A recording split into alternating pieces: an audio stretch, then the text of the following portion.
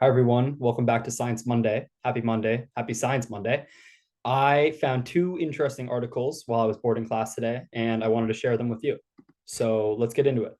The first is an article about Neuralink. I'm sure everyone by now, especially if you're watching this video, has heard of Neuralink. But we recently have seen the first people actually getting their implant, which is incredible, which is crazy. What a world we're living in. So I wanted to read this article from neurosciencenews.com. It's not the most technical article. It's going to go over the pros, the cons of the situation, what it could potentially look like. Let's just dive right in. All right. All right. So the first human has received a Neuralink brain chip implant, according to Elon Musk. The neurotechnology company has started its first human trial since receiving approval from the FDA administration in 2023. The trial's focus is on an implant that could potentially allow people with severe physical disabilities to control digital devices using their thoughts. The study involves implanting a brain chip called the brain-computer interface implant, invasive, in the region of the brain that controls movement and tension. Musk has said the patient who received the implant, fittingly named telepathy, is recovering well and that the initial results show promising neuron spike detection. No other details about the trial have yet been provided.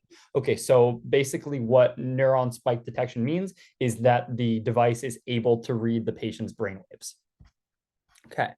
This development is more than just a technical milestone. It represents a major leap in potential human-computer interaction, raising important questions about the integration of advanced technology with the human body and mind. Like, what is a species going to look like that is half man, half machine, that has instantaneous zero bandwidth lag between the internet, between robotics, between stuff in the room? Are we just all going to merge into some new species that is deeply connected with all the world around us? I don't know. It might get crazy. Let's read on, please. Let's read on. Neuralink's stated mission is to create a generalized brain interface to restore autonomy to those with unmet medical needs today and unlock human potential tomorrow. This mission communicates two key approaches. In the short term, the focus will be on individuals with medical needs. The long-term vision extends far beyond this, alluding to a goal of augmenting human potential. New species alert. This suggests Neuralink envisions a future where its technology transcends medical use and becomes a tool for cognitive and sensory enhancement in the general population. I always think of that episode of Love, Death, Robots, Zima Blue. Man, the evolution of Neuralink presents a range of possible future scenarios. The first scenario envisions successful trials leading to adoption in niche markets, signifying a breakthrough, but with a restricted scope. Well, all companies start with a very small market, so that would be, right. The second, more optimistic scenario involves widespread acceptance after successful human trials, with the potential to revolutionize our interaction with technology. And the third, a more pessimistic view, considers the venture's failure, driven by many societal, technological, legal, and medical factors. Okay, scenario one, the realistic scenario. In the most realistic scenario, Neuralink is expected to achieve success by focusing on medical applications for individuals with severe disabilities. This is the easy way that crazy technology companies integrate with society. They say, oh, we're doing it for medical needs. We're helping people with medical needs. That's kind of the way they introduce. That's exactly what's going on. So man, it's very interesting. This targeted approach is likely to resonate with consumers in need of life-changing technologies, which will drive early adoption within a specific demographic. In this case, wider acceptance from the broader consumer base will hinge on various factors, including the technology's perceived usefulness, privacy implications, and the overall risk-benefit perception. Socially, Neuralink's trajectory will be significantly influenced by public and ethical discussions. Widespread acceptance of Neuralink's technology will depend on its medical efficacy, safety, combined with Neuralink's ability to address ethical concerns and gain public trust completely. Optimistic scenario number two. In the optimistic scenario, Neuralink's technology transcends its initial medical applications and integrates into everyday life. This scenario envisions a future where the technology benefits are clearly demonstrated and recognized beyond its medical use, generating interest across various sectors of society. There's so many questions that pop into my mind of this, like, being able to decipher dreams, like being able to have people hack your Neuralink, being able to jailbreak your Neuralink, like access to new senses, like being able to see in different ultraviolet light for like this. I don't know. I mean, we're all gonna see it. Stay alive long enough to see it. It's just gonna get pretty interesting. Consumer interest in Neuralink would extend beyond these medical needs, driven by an appeal for enhanced cognitive abilities and sensory experiences. As people become familiar with the technology, concerns about invasiveness and data privacy may decrease, especially if Neuralink can provide robust safety and security assurances. From a societal standpoint, the optimistic scenario sees Neuralink as a catalyst for positive change. The technology could bridge gaps in human potential, offering new ways of interaction and communication. I absolutely do not think Neuralink is going to bridge gaps in human potential, because I think the people that are going to get Neuralink are the upper echelons of society. I think it's going to make inequality gaps even worse. Although ethical concerns would still exist, the potential benefits in education, workforce productivity, and overall quality of life could outweigh them. Regulatory bodies might adopt more accommodating policies influenced by public enthusiasm and the company's track record in improving lives. Okay, one more thing I just thought of was something I've thought about for 5 years, and it's not that interesting, but with self-driving cars in the future, are kids going to need to take their permit test? Is there going to be a self-driving car permit test? You're going to have to prove that you're able to keep your hands on the wheel? Like, we'll see. Okay, I'm done with this. Its success would set a precedent for other technologies at the intersection of biology and technology, like gene editing technologies and bioelectric medicine, paving the way for a future where such integrations are the norm. Hey, I want my son to be 6'9". Here you go. Here's a 6'9" son. Here's your MBA scout. In the pessimistic scenario, however, scenario number 3, Neuralink will face significant challenges and hinder its widespread adoption and success. This is a reasonable. This scenario considers the possibility of the technology failing to meet the high expectations set for it, either due to technological limitations, safety concerns, or ethical dilemmas. From a technological standpoint, the complexity of interfacing directly with the human brain could be more complex than anticipated, leading to underwhelming performance and reliability issues. Physical and psychological safety concerns might also be more significant than initially thought, with potential long-term health implications that could deter both consumers and medical professionals. The invasive nature of the technology and privacy concerns related to brain data could lead to widespread public apprehension. Oh my God, imagine if somehow the brain data bank got hacked and you could see people's, brain scores or an ability to hack them. Good Lord. The skepticism could be compounded if early applications of the technology are received as benefiting only a select few, exacerbating societal inequalities. All right, so that's, I guess, what I was talking about before. Sorry, I was not in my positive frame of mind. Ethically, the prospect of brain-computer interfaces could raise questions about human identity, autonomy, and the nature of consciousness. These concerns might fuel public opposition, leading to stringent regulatory restrictions and slowing down research and development. In this scenario, Neuralink's ambitions, blah, blah, blah, might be curtailed. Okay, while Neuralink presents numerous possibilities, its journey isn't merely about technological advancement. The outcome of this venture holds key implications for the future of neural interfaces and our understanding of human capabilities, underscoring the need for a thoughtful approach to such innovation. So interesting. It's bringing questions about as to what it means to be human, what are the boundaries between human and machine. I remember I took it was an AI anthropology class, and it was talking about, if you have a journal that you keep your thoughts in and you can reference your journal, is that like part of your stored memory? Is that journal part of you? It brings up all these interesting questions. That might be going a little bit too deep, thinking about it too hard. But I do think that people are going to increasingly the bandwidth, which means how fast you can go between getting information and retrieving the information, is going to keep reducing basically to zero. And with something like Neuralink, it would go down to zero. So it's going to be very interesting. Let's go to a completely different area of the world. First, we were going with human augmentation and technological development. Now let's go to climate change. I want to know what the state of the world is on climate change. We just had COP28. What this article is almost 2 years old now, but I thought it was a nice overview. I haven't really read it too hard, but it's about decarbonization, the main sectors. It actually gets the main sectors that actually contribute to climate change right, not about plastic straws.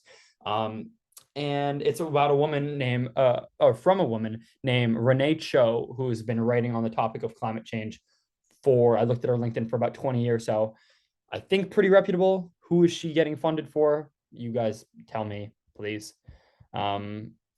Let's dive into this. To keep the planet from warming more than 1.5 degrees Celsius above pre-industrial levels, most countries, including the US, have goals to reach net zero by 2050. Man, oh man, have we only heard that so many times. Net zero means that all greenhouse gas emissions produced are counterbalanced by an equal amount of emissions that are emitted. Achieving this will require rapid decarbonization. There are two key aspects to decarbonization. The first entails reducing the greenhouse gas emissions produced by the combustion of fossil fuels. This can be done by preventing emissions through the use of zero carbon renewable energy sources such as wind, solar, hydropower, geothermal, and biomass, which now make up 1/3 of global power capacity, and electrifying as many sectors as possible. Energy efficiency will reduce the demand for energy, but increasing electrification will increase it. And in 2050, the demand for power is expected to be more than double what it is today. The demand for power in 2050 is going to be double what it is in 2024, 2022. That is crazy. Okay, wow. So get into the energy sector, boys. Consequently, decarbonization will also require absorbing carbon from the atmosphere by capturing emissions and enhancing carbon storage in agricultural lands and forests. All right, we're doing a separate video on a CO2 sequestration, so stay tuned for that. I'm actually trying to talk to one of my friends, family friends that sold a $500 million business in this category. So hopefully I'll get to talk to them. Back to the story, ladies and gentlemen, please. To achieve decarbonization, all aspects of the economy must change, from how energy is generated and how we produce and deliver goods and services to how lands are managed. The carbon dioxide and methane emissions that are warming the planet come largely from the power generation, industry, transport, buildings, and agricultural sectors of the economy. So these sectors must all be transformed. Here's what decarbonization could look like in each sector. All right, there's a lot of sectors. I don't want to make this video too long, so we're going to try to make each one short but impactful. Power generation. With the global population expected to reach 10 billion in 2060, and increasing electrification of society, doubling demand, so decreasing the demand for electricity will grow, so decreasing the emissions per unit of electricity produced is essential. Power generation, including electricity and heat production, is responsible for 30% of global CO2 emissions because of the fossil fuels involved. They need to be rapidly replaced by renewable energy. Renewable sources are now so economical that they made up the majority of new energy generation capacity in 2018. Solar energy prices have dropped about 80% in the last 10 years. Wind power has fallen 40%. I assume wind power prices has fallen 40%. Utility scale battery storage costs dropped 70% between 2015 and 2018. However, because renewable energy sources are intermittent, utilities still rely on the consistent baseline energy that fossil fuels and nuclear power plants can provide. That's why batteries are so important. We're also going to be doing a separate video on batteries and why we don't have better batteries. Stay tuned. For the U.S. to reach its net zero goal, it must go from generating about 20% of electricity from carbon-free sources today to at least 75% by 2030. That's only 6 years away, almost 5 years. This will require increasingly renewable energy generation and maintaining nuclear energy sources if the nuclear power plants are safe. I think nuclear is actually a really good option. We can discuss that again in a future video. But did we skip over 20% of electricity comes from carbon-free sources today? That's pretty good. Coal plants must be retired or retrofitted to capture 90% of their emissions. Do we know that all over the world, new coal power plants are opening up? Crazy. At a time like this, bro, if Trump becomes president, climate change is so fucked. Oh, God. It's like the other guy's not good, but man, it's going to be so bad if Trump's president for the planet. Carbon capture, utilization, and storage needs to be expanded to capture CO2 emissions from remaining fossil fuel power plants. This CO2 can be used on site or transported elsewhere for use in fuels, chemicals, or building materials, or injected into underground reservoirs for permanent storage. Power plants must also be made more energy efficient. 2/3 of the energy consumed to produce electricity is lost as heat waste. Wow. Using that waste heat to warm the plant or nearby buildings, for example, can increase the energy efficiency of power plant generation by 80%. Transmission lines must be built out to take renewable energy from where it is generated to all parts of the country. As renewables are increasingly integrated into the grid, improved low-cost energy storage for the grid is needed to help smooth out their intermittency and ensure dependability, especially as climate change brings more extreme weather. Distributed generation, small decentralized modular energy generation systems, such as microgrids, can use renewable energy and add resiliency to the existing grid. Go back and check out my video on the electric grid. I learned all about that. It's basically just saying we need. One question I still have is are renewable energy sources able to integrate directly into the current grid, or is it a different type of electricity that is generated? Okay, let's skip to industry. Industrial processes such as steel, cement, and chemical production, as well as oil, coal, and gas extraction and refining, produce 30% of global CO2 emissions and 33% of methane emissions. Industry consumes 62% of US energy. So we had 32% getting to industry, which is basically like producing everything, and then power generation, which is powering everything. Okay, so we have powering and producing creates over 65% of energy use. This sector is one of the hardest to decarbonize because steel, cement, and chemical production may require temperatures of 1600 degrees Celsius. That's like over 3000 degrees or more, which are easily produced by fossil fuel combustion, but difficult to achieve through electrification. To electrify this, significant heat generation would require significant changes to furnaces and so much energy that it would likely be economically unfeasible. Oh gosh. To truly decarbonize industry, production processes will need to be redesigned. Energy efficiency in industry can be increased through integrating processes, whether through initial design, retrofitting, or making operations more energy efficient. Cogeneration, where wasted heat is used to produce additional heat for electricity or the plant itself, and clustering plants at one site, which allows for the synergy of operations or resources, are examples of process integration. Maybe I just can't read, but I don't think this is written that well. My bad. Processes should be electrified with renewable energy where possible. Sustainably produced biomass can be used for fuel at some cement factories and new steel plants and for ethanol and ammonia production. Steel can also be produced through charcoal combustion rather than coal. Charcoal is considered a renewable energy source since it comes from wood, which grows relatively quickly. Ooh, I don't know about that. And ammonia, which is used for fertilizer, could be made with green hydrogen. The use of carbon capture do we know what green hydrogen? Should we check that out? Why we need green hydrogen? Let's just see. What is green hydrogen? Simply put, it is the hydrogen fuel that is created using renewable energy instead of fossil fuels. It is okay. So it is hydrogen fuel that is created using renewable energy instead of fossil fuels. All right. Fair enough.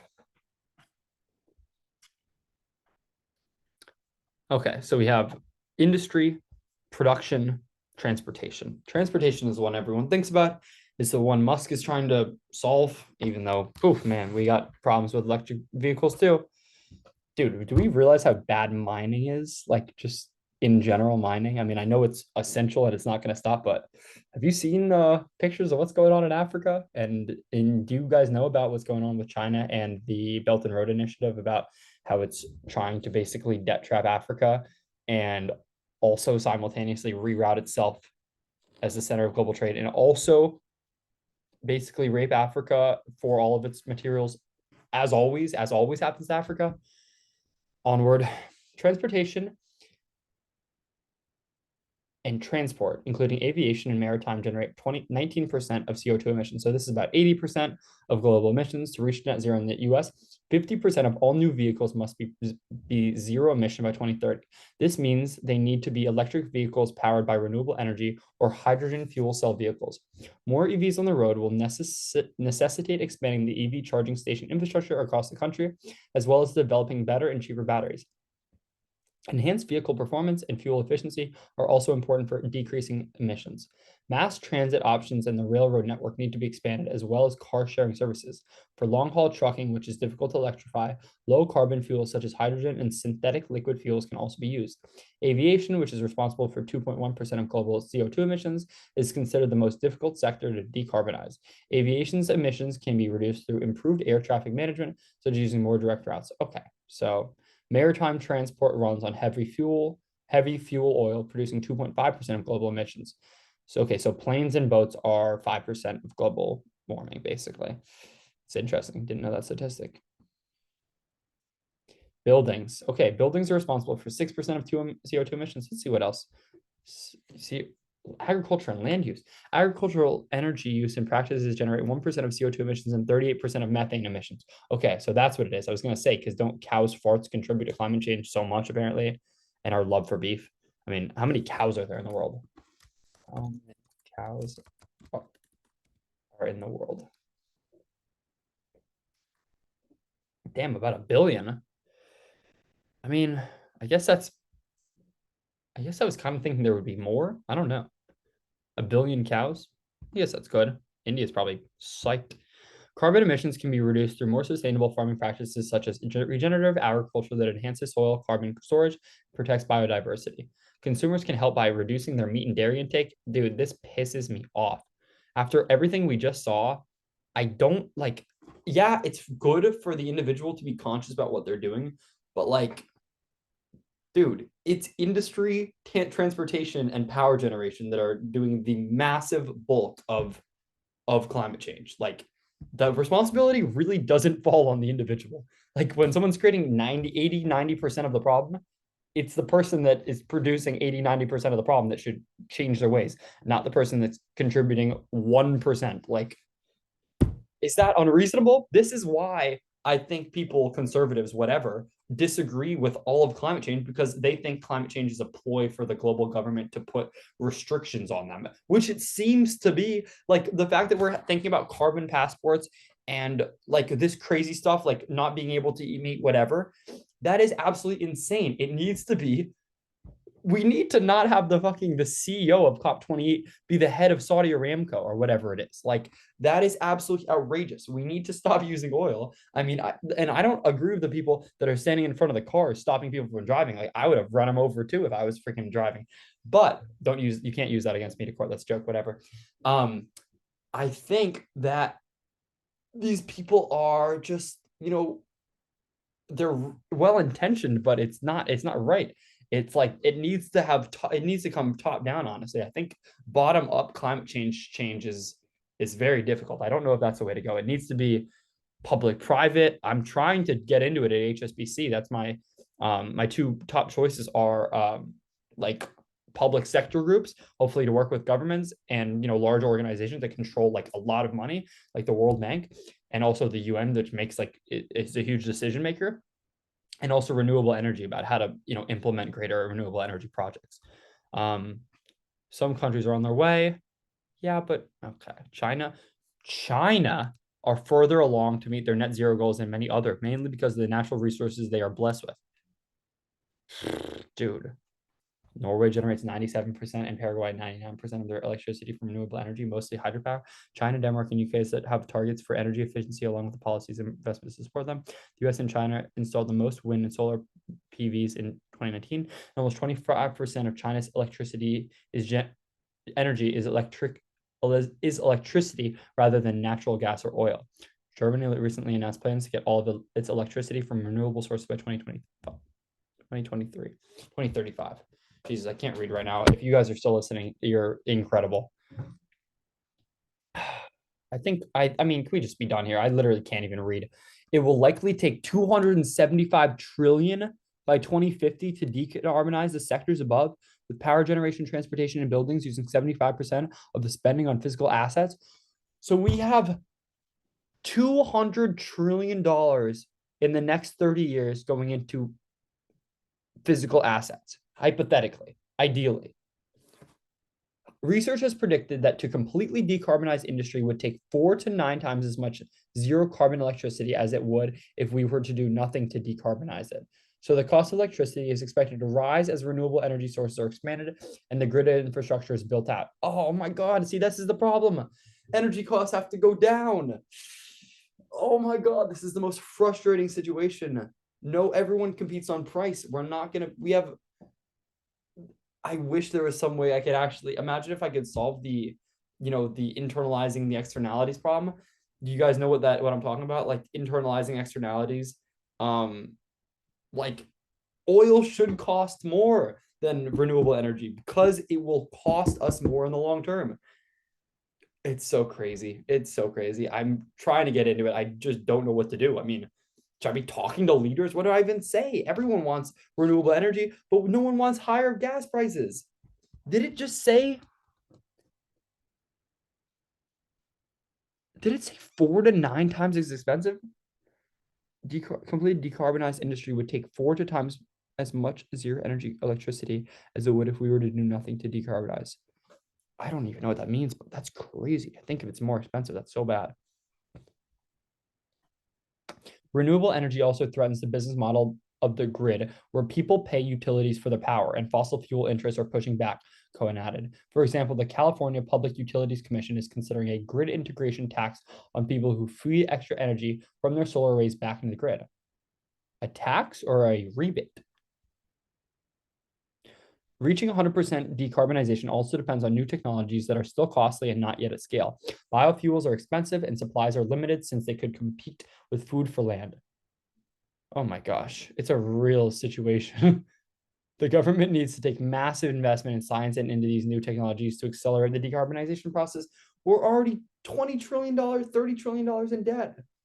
Oh man, I don't know. This stresses me out. I mean, I want to contribute to it, but it does not. Energy prices just can't go up. It's not going to work if energy prices have to go up. Like people are going to revolt against that. Preemption laws backed by fossil fuel interests that prohibit states from banning natural gas. Oh, see, that's not good either. We need to ban natural gas. Oh my goodness. I don't even know. Cohen is confident that we'll be able to decarbonize our economy in time to avoid catastrophic climate impacts. How? However, rather than framing the issue in terms of climate change, he believes it should be more effective to highlight something everyone can agree on. We should focus on consensus that we can build on, modernizing our vulnerable and antiquated energy grid. A modern, lower cost energy system that is less polluting is something everyone should find appealing because all rely on energy. I don't see how you see that, how you see it as confident that we will be able to decarbonize our economy in time to avoid catastrophic climate impacts. How are you confident in that? I'm like devastated after reading that article. I mean, I'm always devastated after reading the climate articles because I just know it's so bad. And I know people are self-interested. I'm self-interested. And I don't really see like so many great solutions. I mean, renewable energy is great, but like if it's going to get more expensive, God, people are not going to like that. I mean, I guess keep pushing.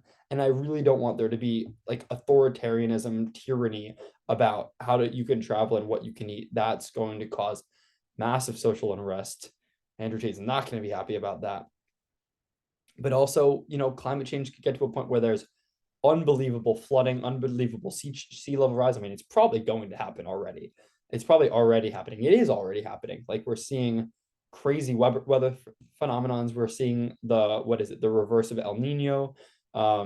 Increased drought, increased wildfires, increased mass migration from north 10 degrees north south of the equator into a little bit more moderate areas. I mean, I've been lucky to live on Martha's Vineyard in Washington, D.C., spent some time in Oregon, and now I'm in Spain. It's like these are 40-degree latitude places above the equator, like north of the equator. Like these are really pretty moderate, safe zones. So South Asia, Sub-Saharan, and Central Africa, the Caribbean, all island nations, coastal areas, might get really bad for them. And the infrastructure cost of dealing with climate change is gotta be in the hundreds of trillions. Like it's going to be so much money just dealing with sea level rises and moving shit, and it's crazy. So we'll see what happens. I hope you guys enjoyed Science Monday. I don't even know if half what I said was intelligible. Maybe the most intelligible shit was the end. So if you are staying around till now, that's amazing. But yeah, thank you guys for listening. Thank you for putting up with me. I'm going to try to do these every Monday, just expand what I'm learning about, what I'm thinking about, and share my thoughts with the world. Thanks a lot. We'll see you next time, and peace out.